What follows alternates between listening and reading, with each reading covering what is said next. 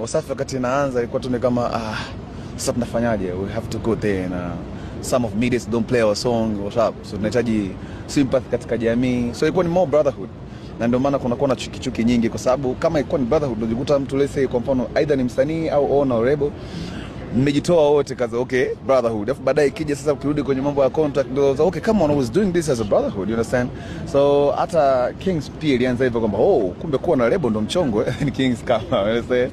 So hata mimi niliposema okay right now I can do myself, I can do ABCZ, so kuangalia the structure of the labels na kuaje, so that's what I'm saying, emotional.